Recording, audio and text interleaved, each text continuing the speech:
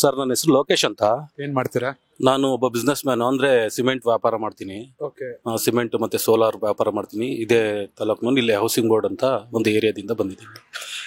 ಹೇಗಿದೆ ಸರ್ ಅರ್ಕಲ್ಗೂಡು? ನಿಜಕ್ಕೂ ಅಭಿವೃದ್ಧಿ ಆಗಿದೆಯಾ? ಅಭಿವೃದ್ಧಿ ಆಗ್ಬೇಕಾ? ಯಾಕೆ ಹಿಂದುಳಿದ ತಾಲೂಕಾಗಿದೆ?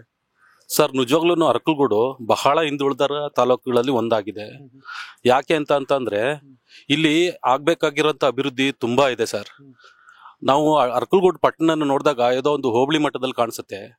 ಯಾಕೆ ಅಂತಂದ್ರೆ ನಾವು ಒಳನರಸೀಪುರ ರಸ್ತೆಯಿಂದ ಬರ್ತಾ ಇರ್ಬೇಕಾದ್ರೆ ನಮ್ಮ ಹಿರಿಯರು ಇಲ್ಲಿ ಹೇಳಿದ್ರು, ಗಣೇಶಣ್ಣ ಅನ್ನೋರು, ಅರಕಲಗೂಡು ಒಳನರಸೀಪುರದಿಂದ ಬರ್ಬೇಕಾದ್ರೆ ಒಂದು ಗೌರಿಕಟ್ಟೆ ಮತ್ತೆ ಗೌರಿಕಟ್ಟೆ ಅಂತ ಒಂದು ಕಾಂಪ್ಲಿಕೇಟೆಡ್ ಜಾಗ ಇದೆ. ಆ ಜಾಗದಲ್ಲಿ ಯಾವುದೇ ರೀತಿ ಇದಿಲ್ದಾನೆ ಬರೀ ಕಾಡು ಅದು ಇದು ಬೆಳ್ಕೊಂಡು ಬಹಳ ಅಸಹ್ಯವಾಗಿ ಕಾಣಿಸ್ತಾ ಇದೆ. ಅದು ಯಾವ್ದು ಕೋರ್ಟಲ್ ಇದೆ ಅಂತ ಹೇಳ್ತಾ ಇದಾರೆ. ಅಲ್ಲಿ ಒಂದು ಸಾರ್ವಜನಿಕ ಅಂದ್ರೆ ಎಲ್ರಿಗೂ, ಹಿಂದೂ ಆಗ್ಲಿ ಮುಸ್ಲಿಂಗಾಗ್ಲಿ ಬೇಕಾದಂತ ಒಂದು ಸ್ಥಳವನ್ನಾಗಿ ಪರಿವರ್ತನೆ ಮಾಡಿ ಯಾವ್ದಾದ್ರು ಒಂದು ಕಾಲೇಜ್ ಆಗ್ಲಿ ಅಥವಾ ಡೈಲಿ ಮಾರ್ಕೆಟ್ ಆಗ್ಲಿ ಮಾಡಿದ್ರೆ ಪಟ್ಟಣ ಸುಂದರವಾಗಿ ಕಾಣೋದ್ರಲ್ಲಿ ಯಶಸ್ವಿ ಆಗುತ್ತೆ. ಅದನ್ನ ನಮ್ಮ ಯಾವುದೇ ಶಾಸಕರುಗಳು ಇಲ್ಲಿ ತನಕ ಬಂದಂತ ಶಾಸ್ತ್ರಗಳು ಮಾಡಿಲ್ಲ. ಮತ್ತೆ ಪಟ್ಟಣದಲ್ಲಿ ಒಂದು ಪುರಭವನ ಅಂತ ಇಲ್ಲ. ಪುರಭವನ ಇಲ್ಲ. ಅರಕಲಗೂಡು ಪಟ್ಟಣದಲ್ಲಿ ಪುರಭವನ ಇಲ್ಲ. ಯಾವ್ದಾದ್ರು ಒಂದು ಸಾರ್ವಜನಿಕರು ಒಂದು ಸಾಂಸ್ಕೃತಿಕ ಕಾರ್ಯಕ್ರಮ ಮಾಡಬೇಕು, ಒಂದು ಕಲ್ಚರಲ್ ಆಕ್ಟಿವಿಟೀಸ್ಗಳು ಮಾಡಬೇಕು, ಮತ್ತು ಯಾವುದೇ ಒಂದು ಕಾಲ್ನಡಿಗೆ ಜಾಥಾ ಬೇರೆ ಕಡೆಯಿಂದ ಬಂದಂತವ್ರು ನಮ್ಮಲ್ಲಿ ಒಂದು ವಿಶ್ರಾಂತಿ ಪಡಿಬೇಕು, ಒಂದು ಉಳ್ಕೋಬೇಕು ಅಂತ ಅಂದ್ರೆ ಅದಕ್ಕೆ ಅನುಕೂಲ ಆಗಂತ ಜಾಗ ಇಲ್ಲ. ಅಂತ ಒಂದು ಪುರಭವನ ಅರಕಲಗೂಡಲ್ಲಿ ನಿರ್ಮಾಣ ಆಗ್ಬೇಕಾಗಿದೆ. ಮತ್ತೆ ನಮ್ಮ ಅರಕಲಗೂಡು ತಾಲೂಕಿನಲ್ಲಿ ಮಲ್ಲಿಪಟ್ಟಣ ಅಂತ ಒಂದು ಹೋಬಳಿ ಇದೆ. ಅದು ಅರೆಮಲೆನಾಡು ಪ್ರದೇಶ ಆಗಿದೆ.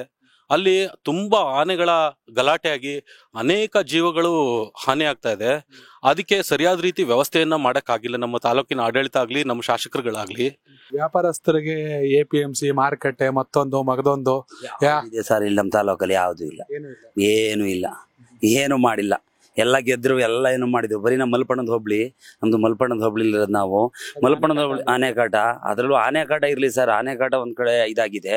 ಅದರಲ್ಲಿ ಒಂದು 10-15 ವರ್ಷದ ಹಿಂದೆ ಏತ ನೀರಾವರಿ ಅಂತ ಹೇಳಿ ಕಟ್ಟೆಪುರದ ಕಟ್ಟೆಯಲ್ಲಿ ಏತ ನೀರಾವರಿ ಅಂತ ಹೇಳಿ ಮಾಡಿದ್ರು. ಏತ ನೀರಾವರಿ ಇದುವರೆಗೂ ಆಗಿಲ್ಲ. ಈಗ ಅಲ್ಲಿ ಹೋಗಿ ತೆಗಿಸಿ ನೋಡಿದ್ರೆ ನಾವು 800 ಕೋಟಿ ಡ್ರಾ ಆಗಿದೆ ದುಡ್ಡು. ಒಂದು ಚೂರು ಪೈಪ್ಲೈನ್ ಎಲ್ಲ ಕೋಟ್ಯಾಂತರ ರೂಪಾಯಿ ಪೈಪ್ಲೈನ್ ತಂದು ಅಲ್ಲೆಲ್ಲ ಹೆಂಗೆ ಇಟ್ಟದೆ. ಬರೀ ಒಂದು ಟ್ಯಾಂಕ್ ಕಟ್ಟಿಲ್ಲ, ಪೈಪ್ಲೈನ್ ಇದು ದುಡ್ಡೆಲ್ಲ ಅಲ್ಲಿ ನೋಡಿದ್ರೆ, ಆಫೀಸಲ್ಲಿ ನೋಡಿದ್ರೆ ದುಡ್ಡೆಲ್ಲ ಖಾಲಿಯಾಗಿದೆ, ಖಜಾನೆ ಖಾಲಿಯಾಗಿದೆ, ಕೆಲಸಗಳಾಗಿಲ್ಲ. ಯಾವುದೇ ಕೆರೆಗೆ ಒಂದು ನೀರು ಬಿಟ್ಟಿಲ್ಲ. ಎಲ್ಗೋಯ್ತು ದುಡ್ಡು? ತಿಂದು ಹಾಕಿವ್ರೆ.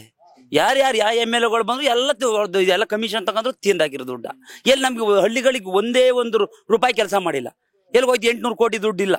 ಈಗ ಮತ್ತೇನೋ ಸ್ಯಾಂಕ್ಷನ್ ಮಾಡಿದ್ದೀರಿ ಅಂತಾರೆ. ರೈತರಿಗೆ ನೋಡಿ, ಈ ದಪ್ಪ ಹೆಚ್ಚು ಕಡಿಮೆ ಸಿಕ್ಕಾಪಟ್ಟೆ ದೊಡ್ಡ ದೊಡ್ಡ ಪೈಪ್ಗಳು ಹೋಗಿದೆ.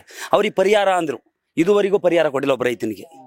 ಅದರಲ್ಲಿ ಏನ್ ಮಾಡಿದ್ದಾರೆ, ಆಕ್ಷನ್ ಪ್ಲಾನ್ ಅಲ್ಲಿ ಏನ್ ಮಾಡಿದ್ದಾರೆ, 14 ಲಕ್ಷದ ಅಲ್ಲ 14 ಎಷ್ಟೋ ಕೋಟಿ, 14 ಕೋಟಿ ಎಷ್ಟೋ ಲಕ್ಷ ಅಂತ ಹೇಳಿ ಹಾಕಿದ್ದಾರೆ. ಅದನ್ನು ತೆಗೆದು ನೋಡೋ ಹೊತ್ತಿಗೆ ಈಗ ರೈತರಿಗೆ ಪರಿಹಾರವೇ ಇಲ್ಲ ಅಂದ್ರು. ಫಸ್ಟ್ ಸ್ಟಾರ್ಟಿಂಗು ಇಲ್ಲಿ ನಮ್ಗೆ ಮಾದೇವಪ್ಪನವ್ರು ಬಂದು ಗುದ್ದಿ ಪೂಜೆ ಮಾಡಿದ್ರು. ಎಲ್ಲಿ ಮುತ್ತೂಸರ ಹತ್ರ ಗುದ್ದಿ ಪೂಜೆ ಮಾಡಿದ್ರು. SC ಮಾದೇವಪ್ಪನವ್ರು ಬಂದು ಗುದ್ದಿ ಅಲ್ಲ, ಇಲ್ಲಿ BJP ಮಾದೇವಪ್ಪನವ್ರು ಬಂದಿದ್ರು. ಅವ್ರು ಬಂದು ಗುದ್ದಿ ಪೂಜೆ ಮಾಡಿದ್ರು. ರಾಮಸೋಮಣ್ಣ ಅವರು ಆಗ ಶಾಸಕರಾಗಿದ್ರು. ಇದುವರೆಗೂ ಒಂದೇ ಒಂದು ಕೆಲಸ ಆಗಿಲ್ಲ. ಗುದ್ದಿ ಪೂಜೆ ಅಷ್ಟೇ. ರೈತರಿಗೆ 1 ರೂಪಾಯಿ ಪರಿಹಾರ ಕೊಟ್ಟಿದೆ ಅಂತ ಹೇಳಿ ಪರಿಹಾರನೂ ಕೊಟ್ಟಿಲ್ಲ. ದುಡ್ಡು ಮಾತ್ರ ಇಲ್ಲ. ಅದು ತೆಗಿ ನಾವು ಕಾವೇರಿ ತೆಗಿಸಿ ನೋಡಿದ್ರೆ 800 ಕೋಟಿನೂ ಖಾಲಿಯಾಗಿದೆ.